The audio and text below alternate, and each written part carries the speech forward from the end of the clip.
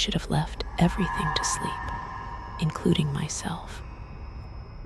I couldn't find any compelling reason to go back there, except for a recurring dream where there was the sound of running water, the dry snapping of branches in the morning mist, and footsteps that I could never remember whose. The dreams weren't real, I knew that. But strangely, every time I woke up, something in my apartment was different. A glass was placed a few inches off the kitchen table. The window was open, though I remembered locking it the night before. And sometimes, a pungent, damp forest smell quietly clung to my collar.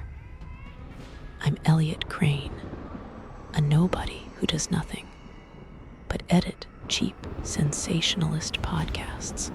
My life had been quiet and repetitive until I got a text message from someone I thought had died 6 years ago. Milo. The message was only 4 words.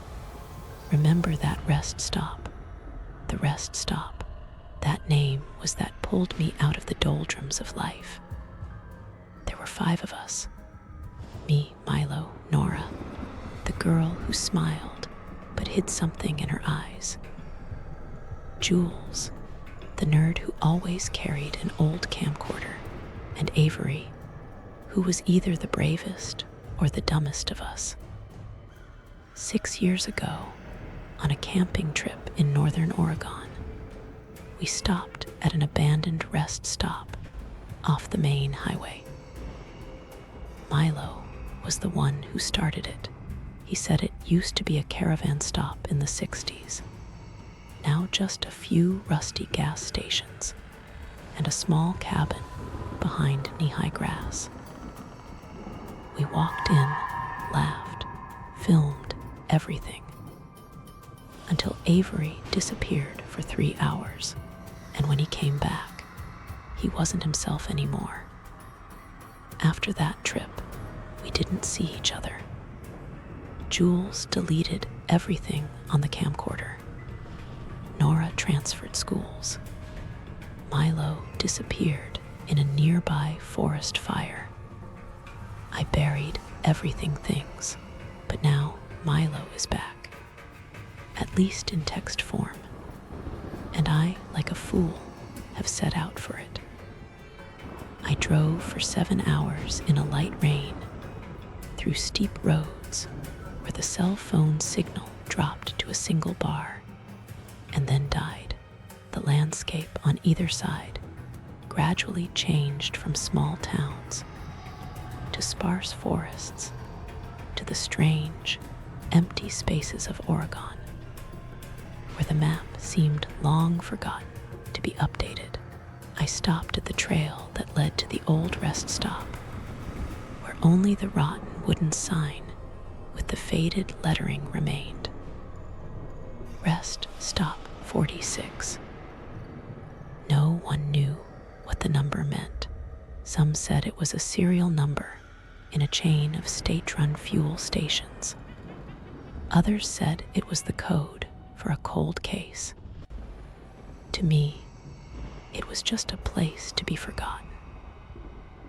I brought a flashlight, a pocket knife, and the old tape recorder Jules had left behind when we last met.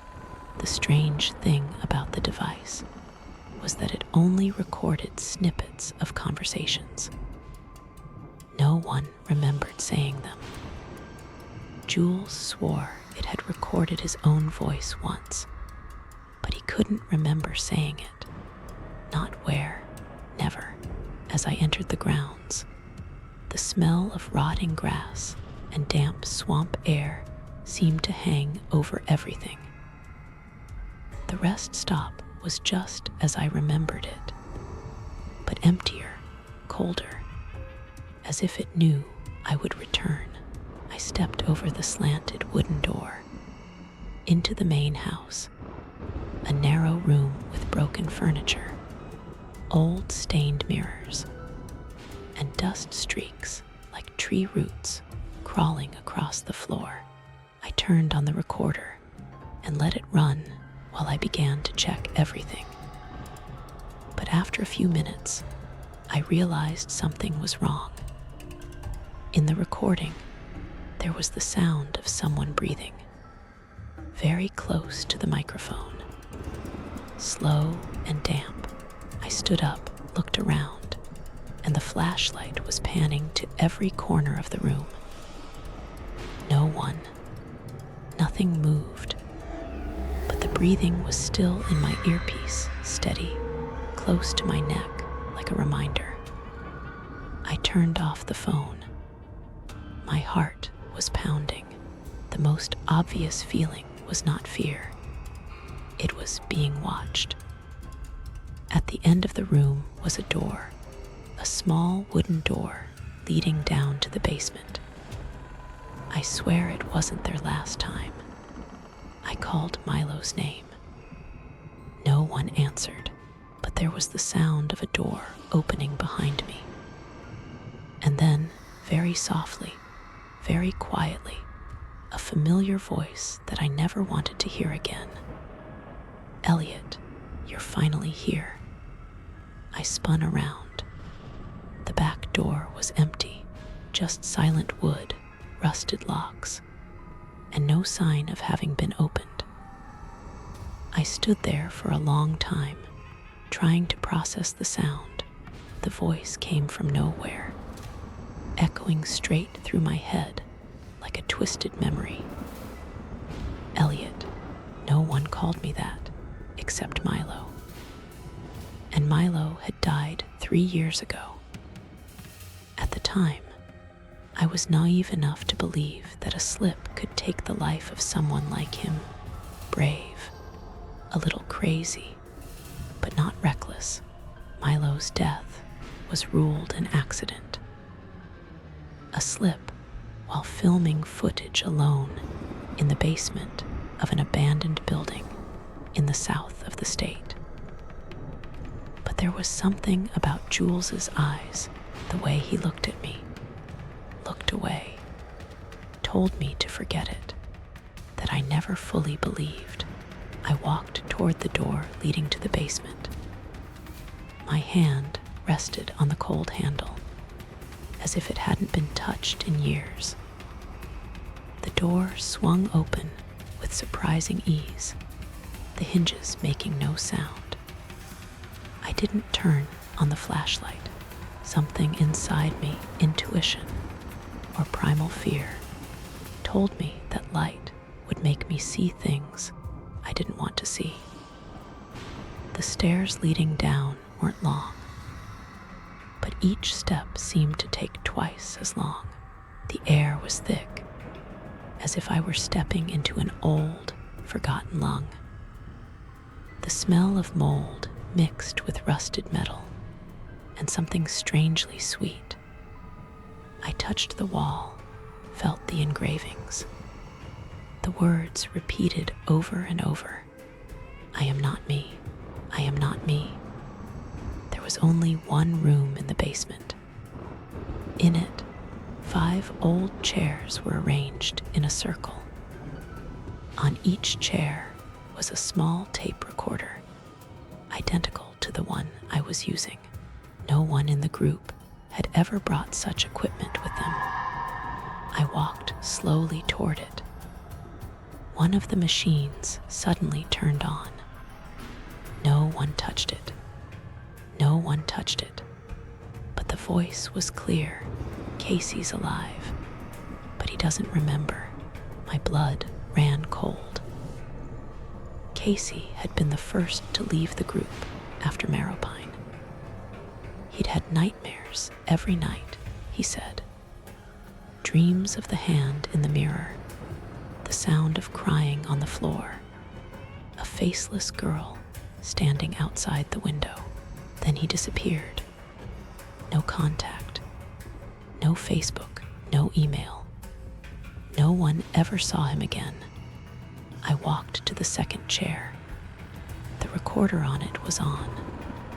Harper's voice, clear, tired, whispered, Don't let June look you in the eye. She's not June anymore. I realized I was shaking uncontrollably. Everything was blurry. Familiar voices echoed from the past as if they had never belonged to me. Or rather, I had never left. The room was suddenly silent.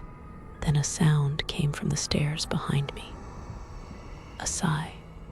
Not hurried, not angry, just tired. I turned, and in the dim light, I saw myself. I stood face to face with myself, or something that wore my face. No reflection, no glass.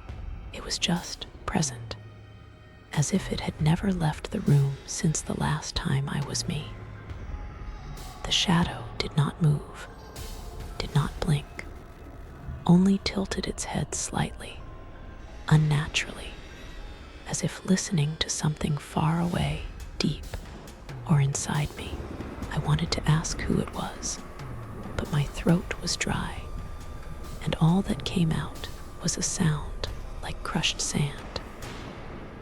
The air was suddenly heavy. I felt like I was breathing water. My name, Noah Everett, rang in my head, but not Milo's this time, not the tape recorder. It was me. No, it. The one wearing my face. It smiled, a smile as thin as burnt paper, then turned and walked silently up the stairs without making a sound. I did not dare to follow. Something told me that if I stepped on that step at the same time as it did, I would never leave this place. I returned to the room where the tape recorders still lay, silent witnesses. I tried the third one. Silas's voice rang out, broken and choked. Not all of us leave here, Noah. There are parts that are still stuck. I remembered that night. The night when all memories were obscured by the heavy rain and the screaming of insects. The night June left in the middle of the night and returned the next morning. Her face as cold as frost, without a word. She was never the same again. The fourth tape recorder did not play. I picked it up, examined it, and suddenly discovered that on the back were engraved two sharp words. Look closer. I put my ear to it, and for the first time, there was no human voice, but a long sound, like a breathing machine mixed with sobbing in the rain. Then a knock, 3 times, exactly 4 seconds apart, and silence. I realized something strange. These tape recorders, none of us had any reason to bring them. So who left them here, and why did the voice inside seem to know the future? I walked out of the basement, my heart still pounding in my chest. It was dark outside now. The golden late autumn light I remembered, just a thick darkness and a moldy moon. I tried to go back to the car, but it was gone. No tire tracks, no keys, nothing to remind me that I had ever driven here. Nor could I find my bag, my phone, or my recording device. I couldn't remember where I'd left them. I wasn't sure I'd ever brought them with me. A noise came from the woods behind the cabin, like metal scraping against rotten wood, like someone dragging something heavy across the leaf-covered ground. And then a female voice, very small, like wind through a bottle, whispered, "Noah, I'm so cold." I knew that voice. It was June, but she had been missing for a year after that trip. No one had found her body. No one knew what had happened. And then, for a moment, I saw saw a white figure pass between two trees. A fluttering skirt, an arm hanging down, and hair soaked with rain. I didn't chase. I didn't run.